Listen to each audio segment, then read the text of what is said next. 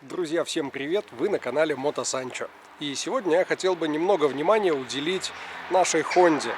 Вот уже 2,5 месяца она стоит. Практически с конца августа, как мы приехали из путешествия, и сейчас уже середина ноября. Стоит она обычно под чехлом, вот он в коляске. Когда сильный ветер, я его снимаю, потому что Honda под чехлом куда-то постоянно порывается улететь. Ну а когда ветер стихает, накрываю обратно. Как видите, не всегда успеваю до дождя, поэтому мокнет. Из-за этого у нас поржавел уже тормозной диск. Тут местами ржавчинка пошла. По перьям вилки все отлично. Хром тоже в порядке. Ну, в принципе, неплохо пока стоит, но на зиму ее здесь оставлять не хотелось бы. Давайте посмотрим, что у нас по аккумулятору. 2,5 месяца довольно большой срок. Включаем зажигание. Ну, лампочки светятся. На вольтметре 10,9 вольта. Слышу, гудит электропомпа.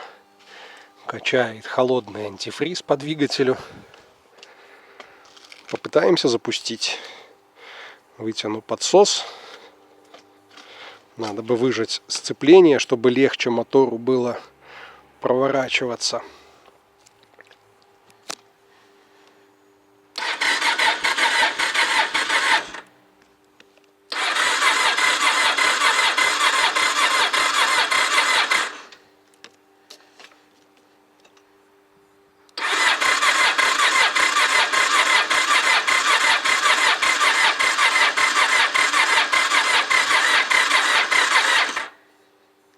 Как видите, ни со второго раза, ни с третьего двигатель не запустился и даже не подает признаков жизни.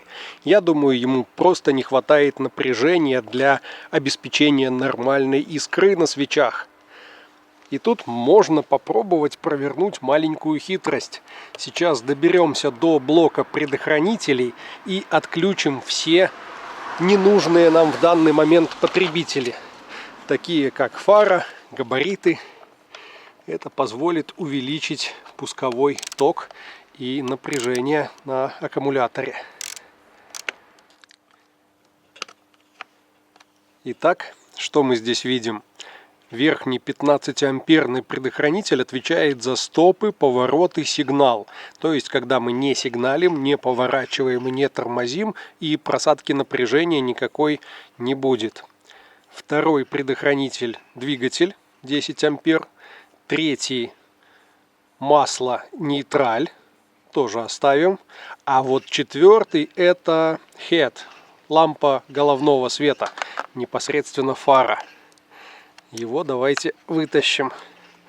Думаю, туда и идет больше всего. Откладываем пока в сторонку. Что осталось? Метртейл, не знаю. Вентилятор двигателя, он сейчас не работает, и габаритные огни при парковке тоже не включены. Смотрим, 11,7, поднялось напряжение, может быть этого даже хватит. Фара не горит, габариты пока горят. Ну ладно, пробуем.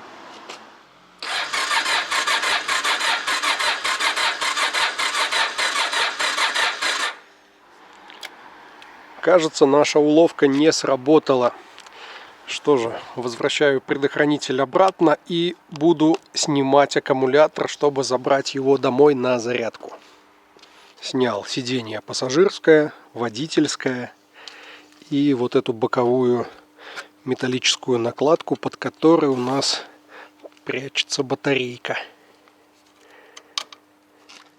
Откинул от аккумулятора все провода, плюсовые и минусовые. Порой кажется, что их здесь слишком много, Но оно и не удивительно, поскольку отсюда берет питание и электропомпа, и вольтметр на руле, и дополнительные гнезда зарядки в коляске.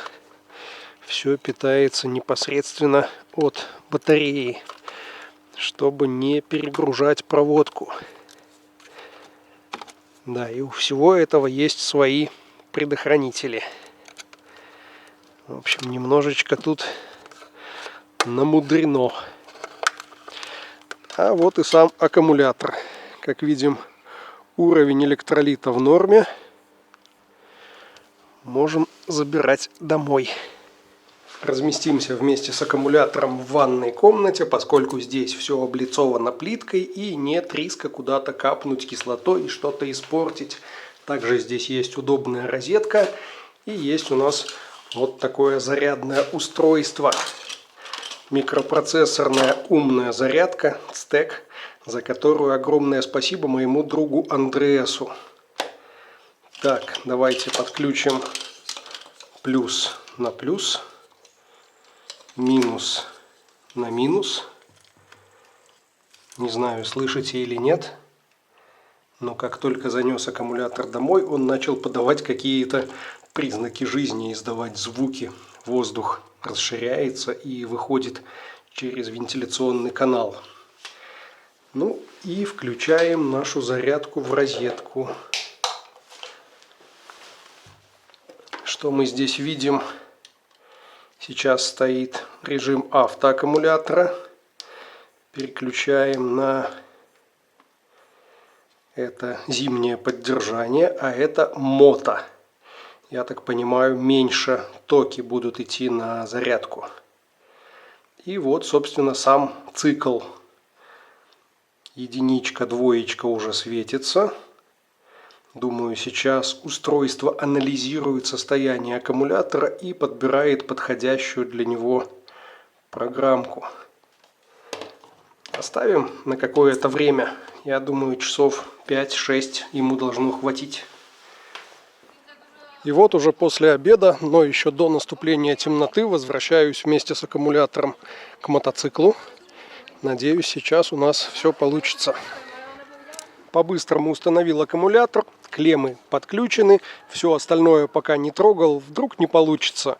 Подсос есть, зажигание есть, напряжение светится 11,7, все равно как-то маловато. Выжимаю сцепление и пробуем.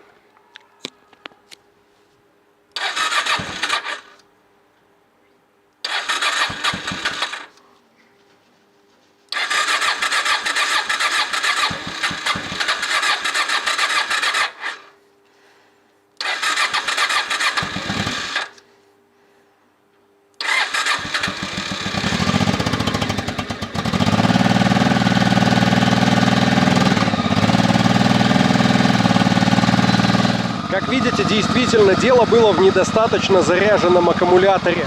Дадим двигателю немного прогреться на подсосе, выпарим весь конденсат из глушителей и не спеша тем временем вернем на место детали облицовки и сидения. Мотоцикл вернулся к жизни. Ну и я, как видите, тем временем сходил домой, утеплился, приоделся. Хочу сейчас немного прокатиться. Скажем так, есть у меня интуитивное чувство, что скоро пойдет снег. Мой друг Дима из Глевиц, вы его знаете по предыдущим видео, мы с ним катались много куда, предложил мне воспользоваться его гаражом. И вот сейчас я к нему направляюсь. Навигатор рисует 26 километров. Не близко, конечно, но ничего. Плюс 11 градусов на термометре. Зарядочка идет 14 вольт.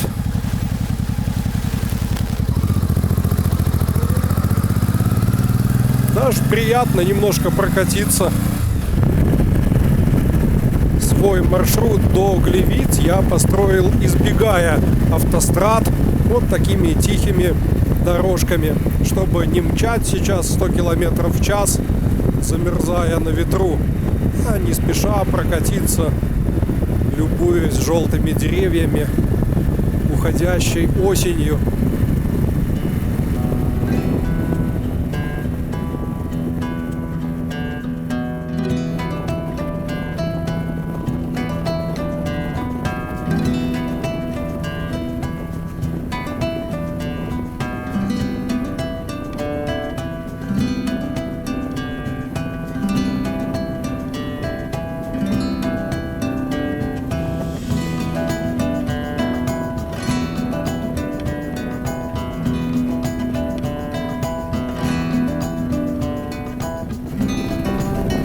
Довольно свежо сегодня. Чувствуется осень во всем. В низком сером небе, в желтых листьях на деревьях, в заброшенных домах по обочинам. И что интересно, ехали мы по Германии в плюс 8 и дождь, а сейчас плюс 12 и сухо. Но при этом сейчас я, пожалуй, отказался бы ехать километров 200-300 в такую погоду. А тогда ничего, ехали себе и ехали.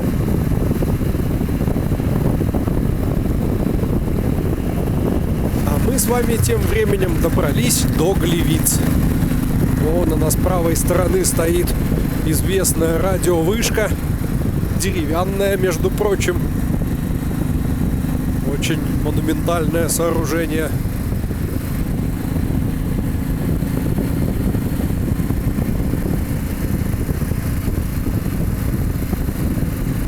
А по городу ехать в принципе даже тепло. Воздух от двигателя поднимается теплый, согревает.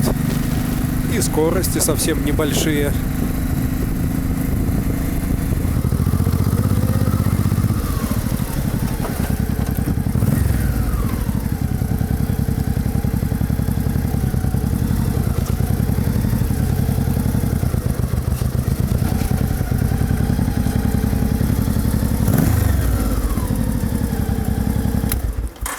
А вот как раз и Димка подошел.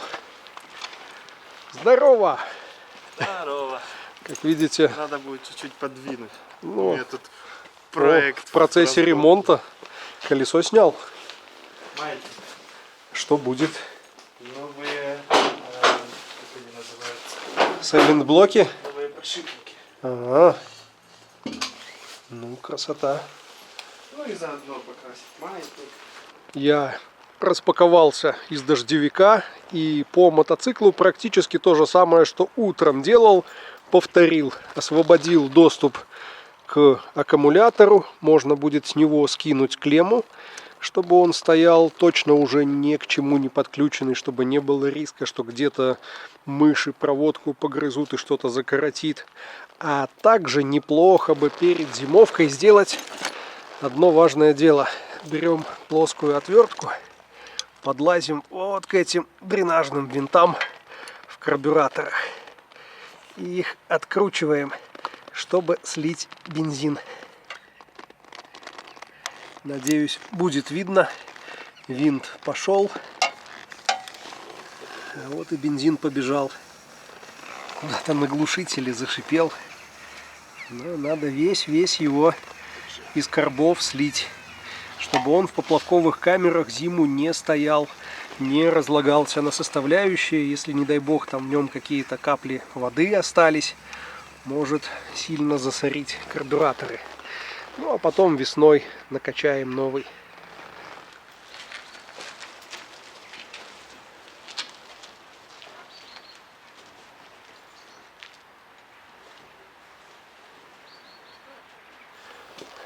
Ну вот и поместился. При необходимости можно выкатить, закатить. Пускай стоит, зимует хондочка. Весной продолжим с ней работать. Есть у меня несколько интересных идей и задумок. Назад Димка согласился меня подвезти на машине. И вы только гляньте, что мы по пути встретили. Ребята на Днепре. Настоящие суровые оппозитчики.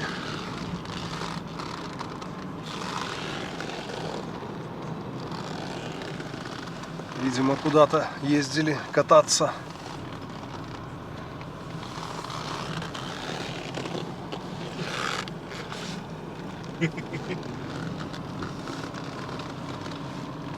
Ну вот, пожалуй, и все.